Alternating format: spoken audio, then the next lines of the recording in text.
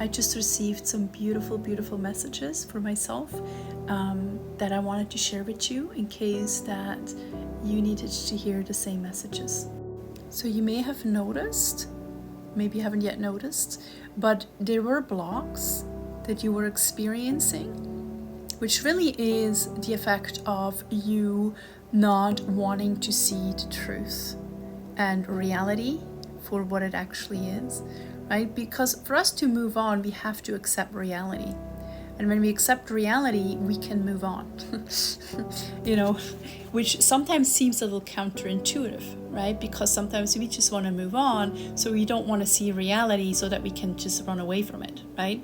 But when we actually accept reality for what it is, this is the facts, this is what happened, this is the result of it, this is the issue that I'm facing, and you accept for what it is, that is when you sort of make peace with it internally, and that is when you're able to move on from it.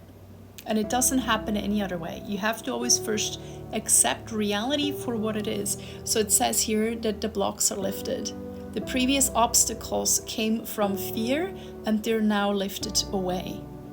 So the obstacles or blocks that you felt that you had came from fear of facing reality, right? And that fear, when the fear goes and you stop fearing reality and you're facing reality and accepting reality, right? Then things will begin to lift. This is what this actually means, okay? And then the second message was perfectionism. You know what perfectionism does? Polishing your creative project is fine, but don't allow perfectionistic fear to result in procrastination. So sometimes we have an idea of what something's supposed to look like or how it's going to turn out. Like we have the end result in mind, and it's good to have an end result in mind because you want to know where you want to take something, right? But the problem with that is sometimes is that we are trying to achieve the perfection that we have in our minds already, right at the beginning. And if it's not looking like that, we think we're failing. We think we're not good enough. This is never going to work because we don't understand the time and the work and the process that it takes for this project to become that vision that we have in our minds.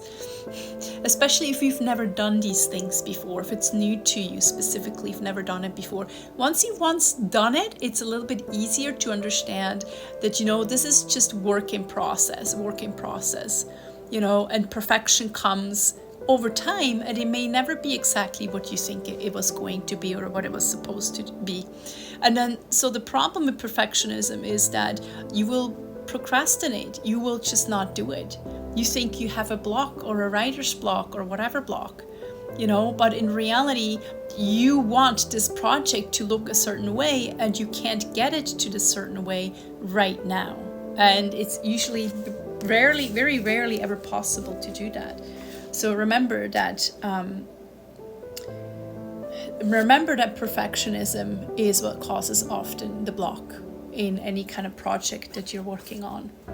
And the third message is to open your heart to love, which is a beautiful message. The more you open your heart and pour your love into your creations, the greater the life force energy. The more you open your heart and pour your love into your creations, the greater the life force energy.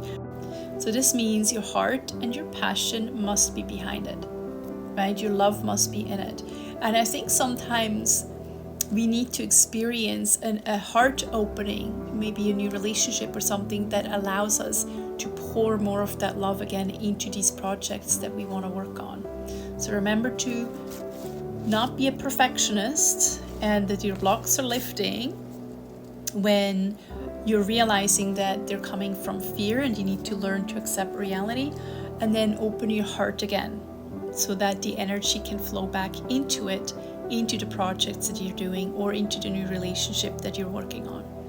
And I hope that helps, and I'll talk to you soon.